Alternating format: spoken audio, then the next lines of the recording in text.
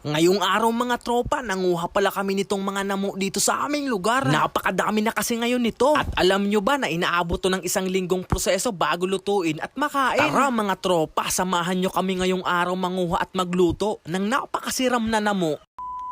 Kamusta mga padi, mga tropa? Maganda at napakainit na nga ngayon ng panahon. Kaya ngayong araw ay naisipan namin na manguha ng mga namo. Dito lang yan sa aming lugar. Ganito pala ang itsura ng tangkay niya mga katropa. Meron siyang maliliit na tinik sa kanyang katawan. Sa parting ito ay hinukay ko na nga ang kanyang laman sa lupa. At ganito ang itsura niya mga tropa. Meron siyang pagkakahawig sa ubi. Kulay dilaw nga lang ang laman nito. Alam nyo ba mga tropa, napakadaming laman ang pwede mong makuha nito sa isang tangkay lamang. At pwede kang makakuha ng isang sako. Muntik pa nga ako ditong maukuban ng gagamba sa lupa. Buti na lang na itaboy ko ito sa video na ito. Napakadami na talaga ng namo ngayon mga tropa. Ito kasi ang season nila mula January hanggang June. Mahaba nga lang ang proseso nito bago pwedeng lutuin at kainin. At alam nyo ba mga tropa, na pagkamali ang pagkagawa ninyo nito ay pwede kayong mahudong nito. Kaya kung plano mong manguha nito tropa, kailangan magtanong ka muna sa mga eksperto sa paggawa nito. Yahala! Sa parting ito ay patuloy pa rin kami sa paghukay ng mga namo. At alam nyo ba na 2 tangkay lamang yung kinuhaan namin dyan, pero sobrang dami talaga yung nakuha namin. Sa inyo ba mga tropa,